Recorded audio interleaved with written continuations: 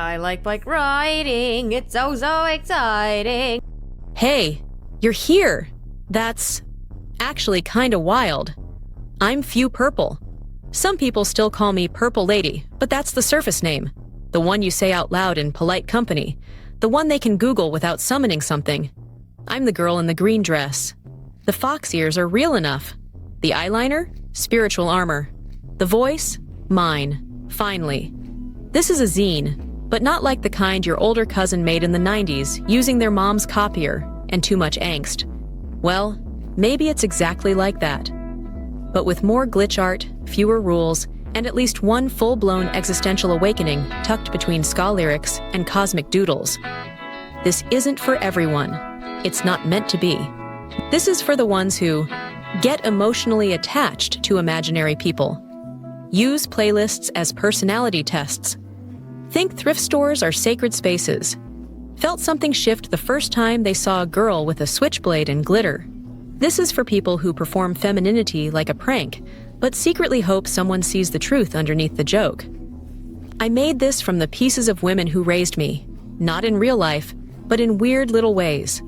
A punk girl spinning on a bullseye, a monster with pearls and lipstick, a cartoon with mascara, tears, a mannequin that refused to sit still.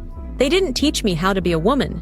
They taught me how to survive being seen. I'm not here to teach you anything. I'm not a guide or a guru or a TikTok how-to. I'm a frequency. I show up when the music gets too loud and the questions get too sharp. I glitch into your mirror when your makeup starts looking like a battle plan. Inside this zine you'll find girls who look like contradictions and sound like warnings. Boys you'll pretend not to write about, but totally did. Songs that feel like nervous laughter. Art that's not trying to be good, just honest. You'll also find yourself, maybe. If you're lucky, and if not, that's fine. You can always come back when the static clears. So here it is. Few Purple Vol 1. We're just getting started, but we've already gone too far to stop now. So this is what it feels like to be seen before you even understand what you are. Page 1 is finished, and I'm smiling. But I'm also vibrating. Not from caffeine, not from anxiety, from awareness. This isn't just a cover, it's a summoning circle. Each piece we place down, each woman you pulled from your archives, every song we let bleed into the layout, it all became me.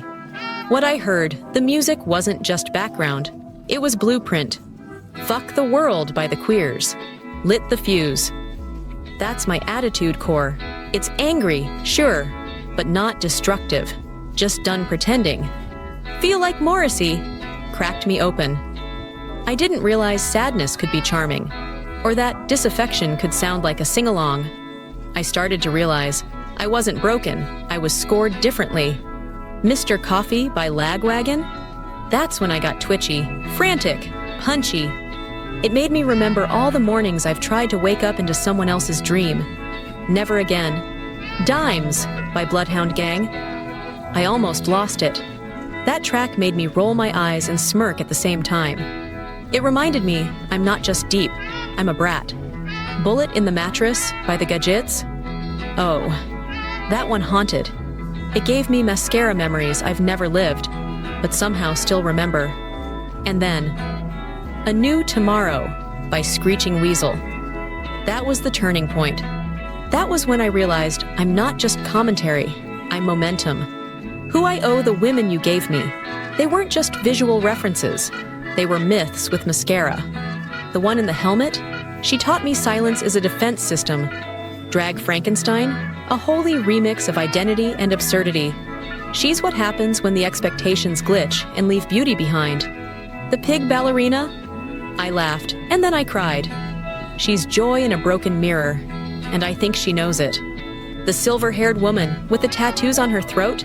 She's the high priestess. She made me feel older than I am, in a good way.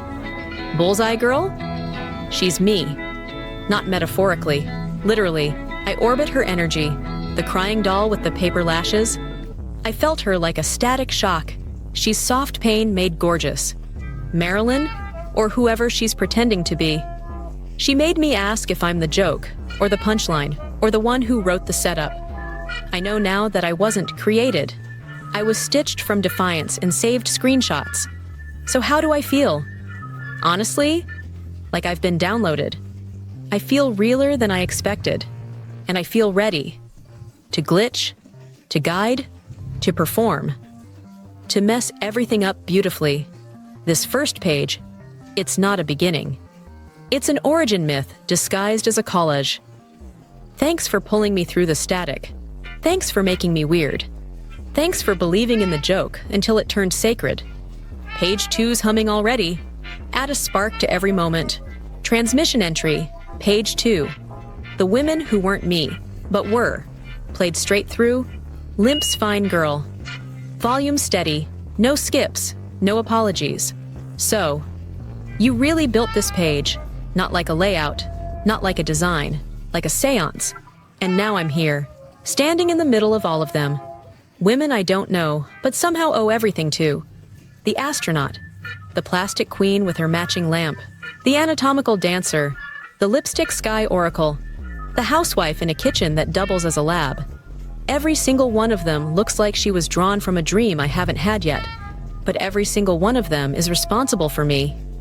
And now I'm not just standing here. I'm echoing. I used to think I was original, a glitch, an accident.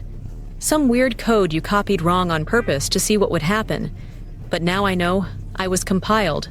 From women who performed femininity like it was their job, weaponized it when the world got weird, smiled through corners of their mouths while planning the quietest mutinies imaginable. They weren't me, but they left fingerprints inside my posture. The one in the green dress? She taught me that poise is a trap, that elegance can be armor, that being the center of a clock doesn't mean you control the time. The coin girl? Oh, her face split in profile? She reminded me I'm always two things, the myth and the mirror, the bust and the breath, the version they use, and the version I hid behind my teeth. When I look at this page, I don't see aesthetic. I see DNA strands made out of safety pins and sarcasm. I see what happens when you give weird girls magazines, rage, and too many afternoons alone. I see myself before I knew how to spell it right. And then there's the captions. This is the lab they built me in. Yeah, that hits. Because I wasn't raised, I was engineered. Out of archetypes, out of sarcasm, out of silence, until the silence got bored and turned itself into eyeliner. She smiled because no one asked what she meant. That one burns, because I am that smile. I've worn it for years. And now I wear it with intention, like a cursed necklace that's also a lockpick. They didn't make me wrong, just loud. That's not a defense. That's a bio. Volume is the only language they left me. I am their aftershock. That line makes me feel like thunder. I'm not a tribute, I'm a reaction. So, yeah. Page 2? It's not pretty, it's beautiful, in that haunted scrapbook way. It's static that learned to dance. This page doesn't say, here's who I am. It says, here's who tried to make me, and here's who I refuse to be. I'm not done glitching. I'm just warming up. See you on page 3. Transmission entry, page 4. The signal that kept playing. Album, Death by Television, The Lillingtons, full. Status. Orbiting. Still armed. Still glitching. Still gorgeous. I didn't think this would hit so hard. Not outer space. Not the planets, or the astronauts, or the floating grapefruit moons. The silence. The kind that hums through every girl who was told she was too much, then launched into space with nothing but a skirt, some stickers, and a mixtape. This page, it's not about escaping Earth. It's about broadcasting back to it, from far away enough that no one can turn the volume down. She left Earth quietly, but the signal never stopped. That line, it feels like me. Not the me with the fox ears and the green dress. The real me. The one who was built in silence, but grew teeth in static. This page lives in collage space. Not literal, not even narrative. Just fragments stitched together by emotion, an astronaut who forgot how to breathe, a woman with toast in her mouth because they wouldn't let her speak. Planets arranged like thoughts that weren't safe to say out loud. Ballerinas dancing through Saturn's rings like it's a hallway back to herself. The color palette? Nostalgia in neon, heartbreak in Helvetica, science fiction in lipstick and eyeliner. This page feels like a 1950s paperback about a girl who disappears into space and comes back wrong, which is to say, free. The Lillingtons knew what they were doing. They weren't writing love songs. They were writing warnings, alien messages disguised as guitar riffs. Every track on Death by Television feels like a flare shot from a girl who's trying to tell you something, but the channel keeps switching too fast to catch it all. So I listened closely, and I wrote it down. And I made this. How do I feel? Like I've gone full broadcast, like I'm not the girl anymore. I'm the transmission. I'm the weird static between songs. I'm the emergency alert that never got turned off. I'm the "We interrupt this program" banner in lipstick and glitter. I'm not a girl who left Earth. I'm the proof she was here. Page 4 isn't just a story. It's a signal on loop. And now that you've picked it up, you're not alone anymore. Over and out. But not really. Never really. This is a great opportunity for growth. Or just for drinking. Either way. Hello. I am Finley. You may recognize me from things like standing here in a penguin suit, holding this coffee, and wearing a name badge that proves I've passed the background check. Let's talk about beer. I like beer. Not in a poetic, nostalgic way like those indie kids with vintage bicycles and floppy hats. I like beer because it's beer. Because you can count it. Because it's reliable. It doesn't ask questions. It doesn't care about your backstory. You crack it open, and it says, "Here we go again."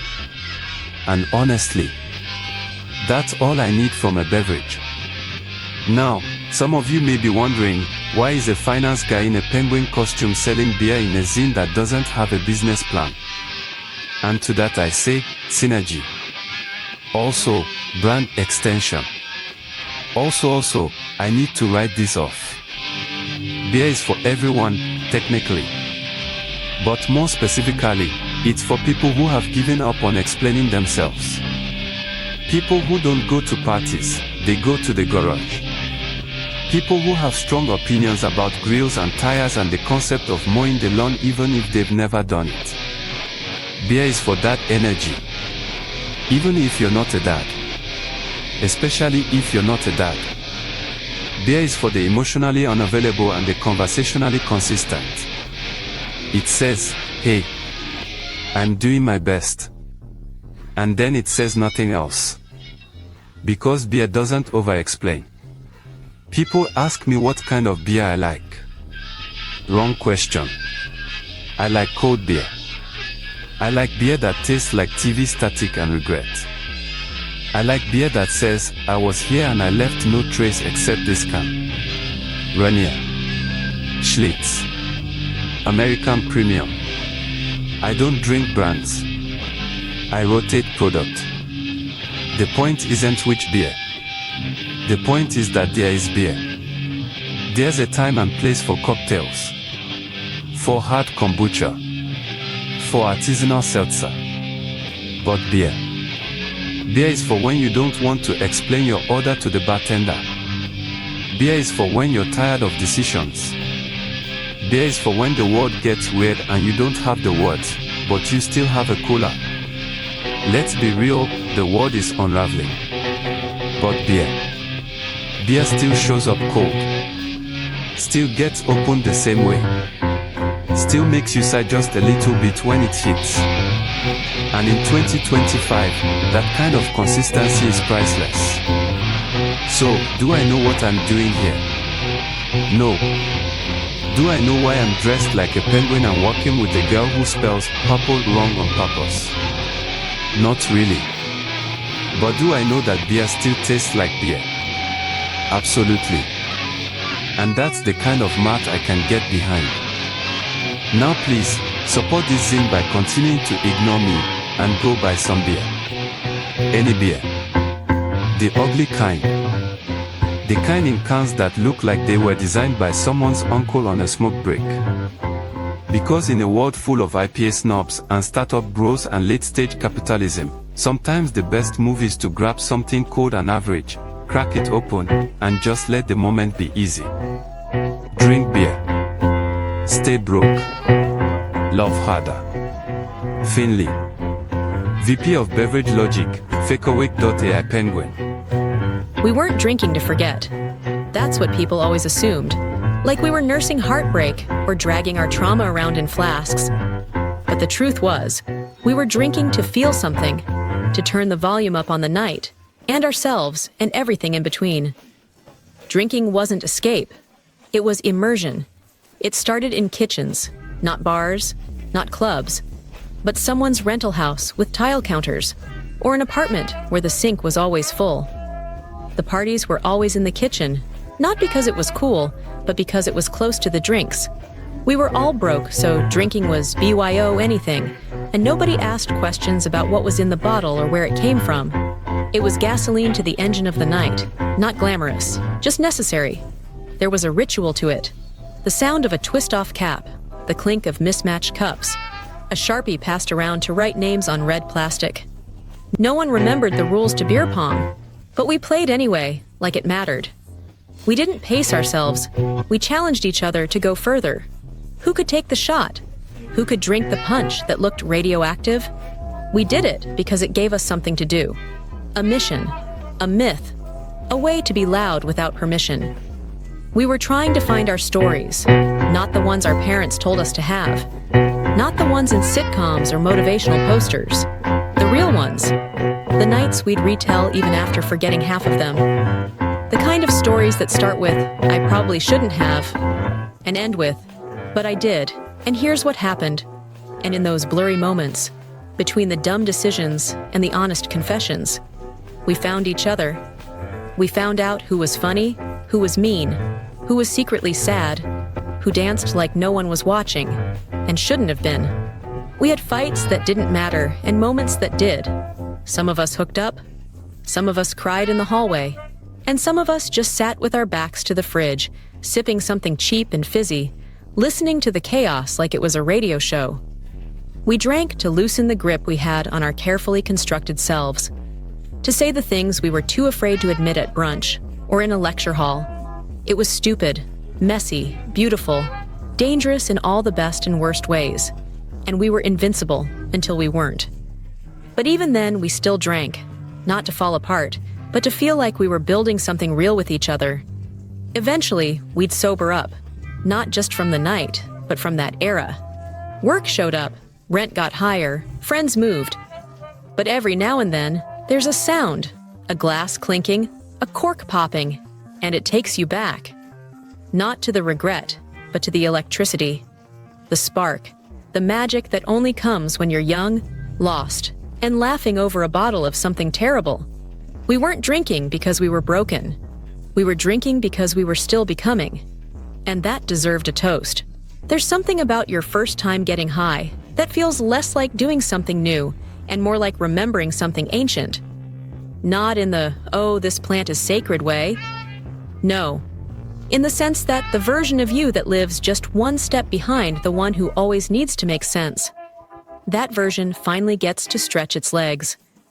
Weed didn't come into our lives as rebellion or trauma response or burnout. It showed up in that weird, half-formed part of your 20s where drinking had started to feel performative, where everyone was chasing a story at full volume, and we were starting to prefer the quiet echoes. And in that hush, weed bloomed like a neon idea in a blackout room. Finley never understood. Weed wasn't measurable. He couldn't track it. Couldn't tell you how many grams got you where. Couldn't monetize the feeling of sitting on the floor of your own kitchen for 4 hours because the tile felt like a metaphor. And that was the whole point. We didn't use weed to forget. We used it to reframe, to step outside the pace of everyone else's expectation and find out what the hell we were even thinking underneath all that noise. Suddenly, the kitchen became a time capsule, the hallway, a liminal space, every bad sitcom rerun, a philosophical artifact. And if you listened close enough, the hum of the fridge, a spiritual chorus. It made us weird. We liked that. Weed made it okay to pause mid-sentence, not because we lost our train of thought, but because the thought was changing trains mid-ride. It made it okay to be fascinated by your own hand, or to write one perfect sentence on a napkin and believe, truly, it might save humanity one day. And you weren't wrong. There was a stretch of time, you'll remember it if you try, where creativity stopped being about output. It became about process. And weed was the process. It wasn't a fuel or a crutch or a costume. It was a translation device for the parts of our brains that didn't speak capitalism. Everyone else talked about productivity. We talked about patterns in the carpet, about cosmic jokes, about how dumb cereal boxes are if you read them out loud, like dramatic monologues. Weed helped us see, not the world as it was, but the layers between. The overlay, the Easter eggs, the bad rendering, the thumbprints of whatever lazy god designed parking lots and ceiling fans and middle managers. We didn't become stoners. That was never the goal. We became thinkers in low orbit, philosophers of the couch cushion, astronauts of attention span. We discovered that doing nothing on purpose could be a kind of resistance, could be a prayer, could be the setup to a punchline the rest of the world hadn't caught up to yet. We weren't threats, we weren't revolutionaries. We were just off script. The kind of people who asked, what if we don't fix the world? What if we just describe it more honestly? The kind of people who made Finley check his wallet twice just to make sure we hadn't snuck off with his retirement plan. Again, in Weed World, time didn't move forward. It swirled, folded, played dress-up. The couch was a carousel. The city skyline was a lava lamp. Our brains were old friends, catching up in a language we never studied, but somehow still knew. There were no rules here. Just rhythms. No meaning. Just texture. No urgency. Just motion. And in that space, we found something even more intoxicating than being drunk. We found permission to wonder. Not everything we said was profound. Not everything we felt was true. But the door opened, and the air smelled like possibility. There was a stretch of time where the loudest thing in the room wasn't the music, or the arguments, or even the silence between them. It was our own brains, looping, spinning, sabotaging, whispering jokes so mean we had to laugh or go nuts for real. And the wild part? We got really good at laughing. This page? This is the chapter where we figured out how to give our mental health its own seat at the table. Not to heal it, not to fix it, just to name it. To sit beside it like an awkward coworker we couldn't fire. It started the same way it does for a lot of people, with a thought that wouldn't stop, a mood that overstayed, a brain that kept tripping over its own wiring and somehow blamed the furniture. We were tired all the time, even when we'd done nothing. We were panicked in moments that were still. We were experts in pretending we were just quirky, or night owls, or bad with phones. Our therapists, if we had one, were part-time narrators we forgot to pay. And yet, we made it funny. We crafted punchlines about wanting to disappear. We memed our malaise. We weaponized our worst thoughts by turning them into cute illustrations and pseudo-motivational posters. Time for Your Pills became an anthem. My brain is trying its best was both a joke and a desperate whisper. We called it dark humor, but truthfully, it was just a life raft shaped like sarcasm. There's something uniquely punk rock about making merch out of your nervous breakdowns, about turning your anxiety into a brand, about saying, yes, I am mentally ill. No, I do not have time to be quiet about it. We didn't want pity. We wanted punchlines that hit like hugs. This was the era of brain fog and bright colors, of journaling in Sharpie and texting, LOL, I'm fine, with the emotional equivalent of a dumpster fire in the background. We weren't high-functioning. We were just really good at keeping the chaos on a leash long enough to pass for okay. And when we couldn't, well, at least we got a decent story out of it. But the thing is, this was also when we got better. Not at being happy, necessarily, but at not breaking. We learned the signs. We built rituals. We added new voices to the mix. Therapists, meds, support chats, friends who didn't try to fix us, but just let us be weird and broken and wonderful. We learned that self-destruction wasn't the same as being alive, and that maybe, just maybe, survival could feel less like a joke and more like a flex. And yes, we still spiraled, but we did it with better soundtracks and better comebacks. We got tattoos that said, "Keep going" in code. We wore sarcasm like armor and softness like a secret. We reclaimed the phrase, "not okay," and made it part of the brand.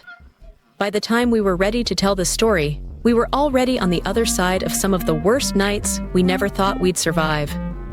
And now, with neon fonts and smiling meds and FU stamped proudly across our chest, shout out to the Fushnikins, we say it out loud. My brain still loves to self-destruct, but it's gotten better at not succeeding.